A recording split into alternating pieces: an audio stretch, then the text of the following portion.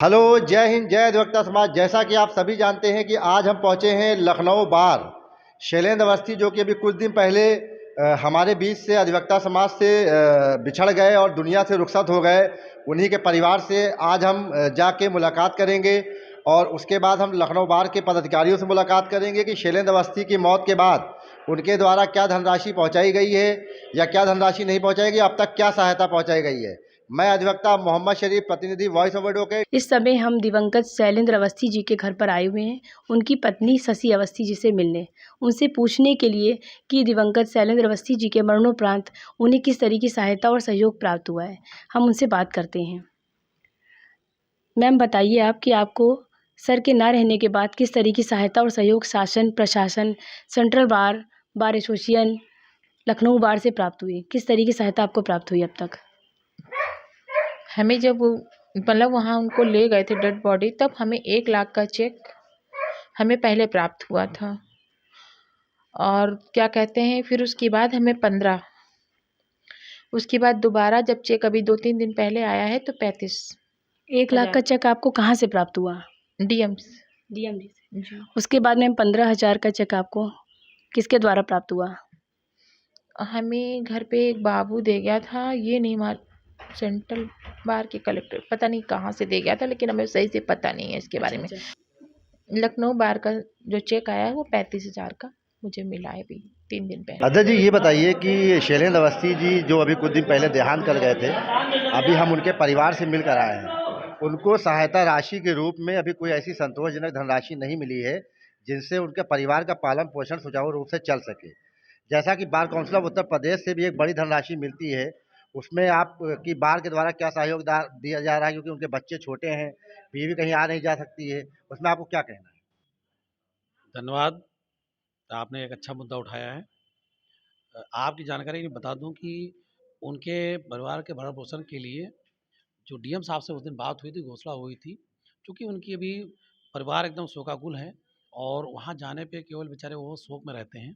तो इसलिए थोड़ा समय दिया गया कि ताकि कुछ कमन उनको ऐसा है, थोड़ा इत्मीनान हो जाए या थोड़ा-सा वो उनका दुःख हल्का कम हो जाए। तो उनके लिए जो भी घोषणाएँ हुई, यहाँ से डीएम के यहाँ से शासन गया हुआ है, जिसमें 50 लाख की माँग की गई थी और उम्मीद व्यक्त की जा रही है कि उसे एक अच्छी धनराशि वहाँ से पास होके आएगी उनके परिवार के लिए। साथ ही साथ उनके पत्नी या बच्चों जिसको वो चाहेंगी, उसके लिए आउटसोर्सिंग के ज़रिए एक नौकरी के लिए व्यवस्था डीएम से बात हुई थी। लेकिन उसके लिए भी उनका फॉर्म भराना होगा, जो फॉर्मेलिटी पूरी करानी होगी। तो वो भी आगे चल के हम लोग जो 2, 4, 6 दिन, 10 दिनों के बाद उसको कराएँगे, वहाँ देंगे। क्योंकि अभी हमने आवेदन किया नहीं है, इसलिए हम नहीं कह सकते कि वो काम नहीं हुआ। जब हमने आवेदन ही नहीं किया तो उससे जो मिलने की कोई मतलब एकदम गुंजाइश नहीं होती। पहले हम आवेदन करेंगे, आवेदन करने के बाद उसको मिलेगा। कोई भी घोषणा होती है तो उसके अंदर आपको फॉर्म को फुलफ़िल करना होता है, जो कागज़ देने होते हैं, तभी उसका होता है। साथ ही साथ जो राशि बार की थी, वो उनके आए बगैर बार के कर्मचारी द्वारा उनके यहाँ भिजवा दी गई। साथ ही साथ इसके साथ ही जो भी एक खतौनी पे उनको 5 लाख रुपए मिलना होता था, शायद उनकी खतौनी भी जो पता चली है कि जहाँ पे उनका गाँव था मेठी, वहाँ खतौनी कुछ गड़बड़ है और कुछ लोगों ने वहाँ के गड़बड़ कर दिया है। तो उसको भी दुरुस्त कराने की कोशिश की जा रही है। लोग लगे हुए हैं कि खतौनी, तो उससे ज़रिए भी उनको 5 लाख रुपए मिल जाएगा। और साथ ही साथ एक बात और हुई थी कि डीएम साहब से बात हुई थी, हमारी हुई थी कि जो अगर सेविंग अकाउंट उनका है, तो हर सेविंग अकाउंट पे प्रधानमंत्री बीमा योजना के अंतर्गत 2 लाख रुपए मिलते हैं। वो भी डीएम ने कहा था मेरी रिस्पॉन्सिबिलिटी, मैं उसको भी दिलवाऊँगा, जो अधिकतर मिल नहीं पाता लोगों को, लेकिन ये मिलेगा।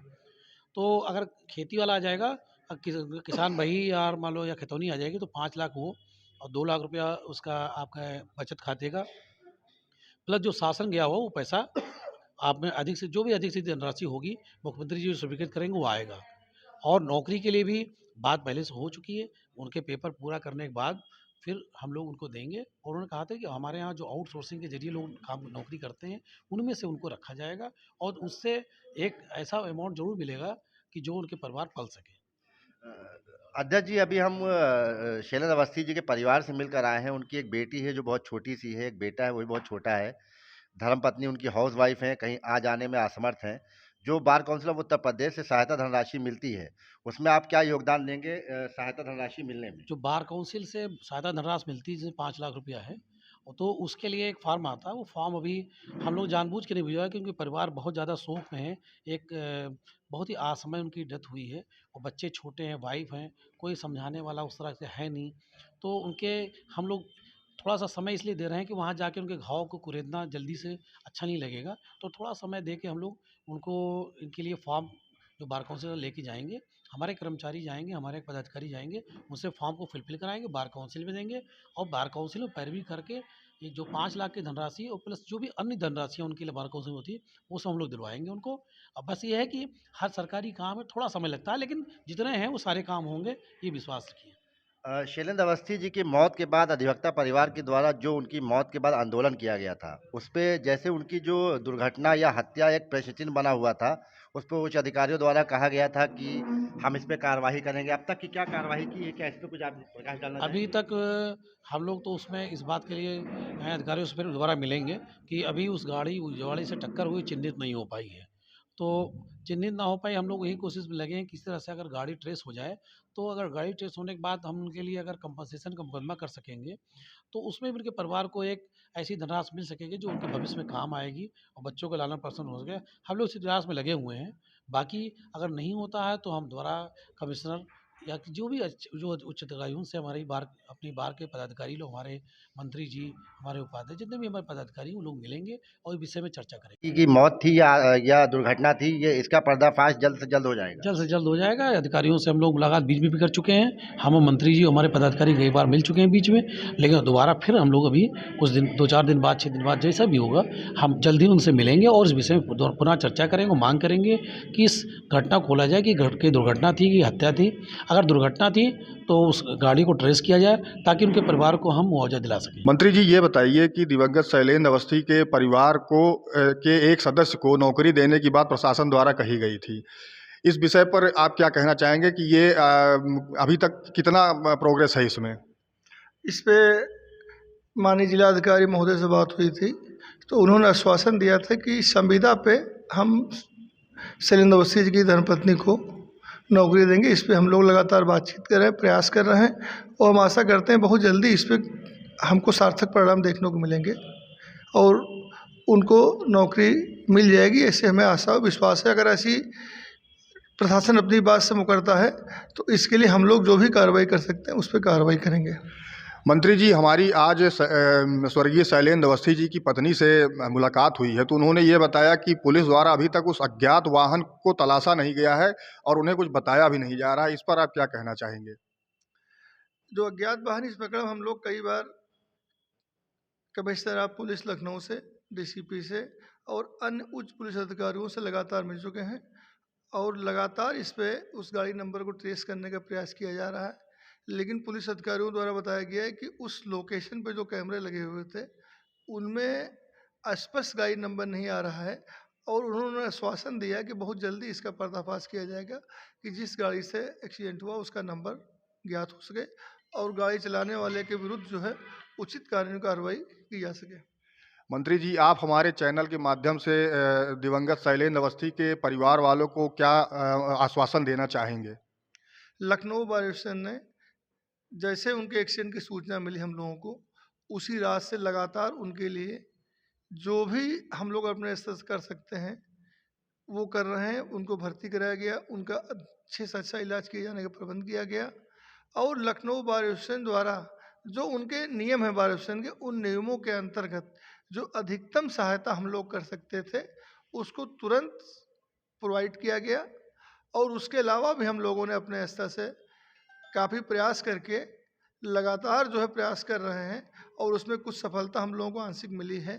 1 लाख रुपए एक चेक उसी दिन प्रशासन द्वारा उनके परिवार को उपलब्ध कराई गई थी और कई वादे किए गए थे। 5 लाख रुपए कृषक बीमा दुर्घटना की एक स्कीम होती है, उसमें जैसे ही उनके परिवार द्वारा हम लोगों को खतौनी में जिसमें उनका नाम दर्ज हो प्रोवाइड किया जाता, वैसे ही 5 लाख रुपए उनको दिलवाया जाएगा। बार काउंसिल की स्कीम्स हैं, एक स्कीम में 5 लाख रुपए मिलता है, दूसरी स्कीम में जो ट्रस्टी कमेटी के मेंबर होता है उसमें पैसा मिलता है कि जैसे ही उनके परिवार द्वारा पेपर्स प्रोवाइड होते हैं, एप्लीकेशन प्रोवाइड होती है, क्योंकि वो एप्लीकेशन उनकी पत्नी के हस्ताक्षर से ही जानी है, वैसे हम लोग पैरवी करके जितनी जल्दी हो सकता है उतनी जल्दी बार एसोसिएशन द्वारा पैरवी करके बार काउंसिल से जो भी पैसा मिल सकता है उनको दिलवाया जाएगा, तुरंत ही प्रयास किया जाएगा इसमें। ये बताइए कि दिवंगत शैलेंद्र अवस्थी जी के परिवार को उनकी मृत्यु के बाद अभी तक कोई भी संतोषजनक धनराशि उनको नहीं दी गई है। इस पर आपका क्या कहना है? देखिए, शैलेंद्र अवस्थी जी की जो दुर्घटना में मौत हुई, बहुत ही पीड़ित, हम पूरे अधिवक्ता समाज से बहुत पीड़ित हैं।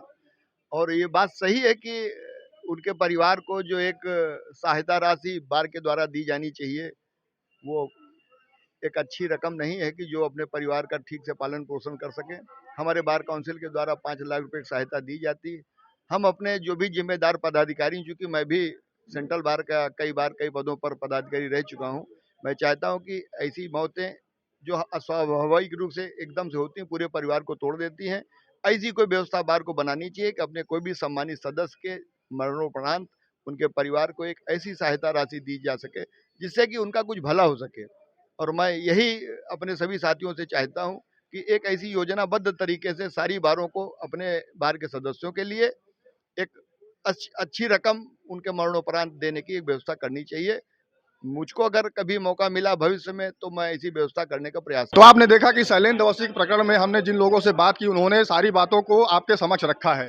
शैलेंद्र अवस्थी के प्रकरण में आगे जो भी प्रगति होगी वो हम आपके सामने अपने चैनल के माध्यम से उपलब्ध कराते रहेंगे। आपसे निवेदन सिर्फ इतना है कि हमारे चैनल को ज़्यादा से ज़्यादा सब्सक्राइब कीजिए, वीडियो को शेयर कीजिए और अपने कमेंट हमें ज़रूर दीजिए ताकि हमें ये पता चले कि हमारा प्रोग्राम आपको कैसा लगा। नमस्कार, जय हिंद, अधिवक्ता एकता जिंदाबाद।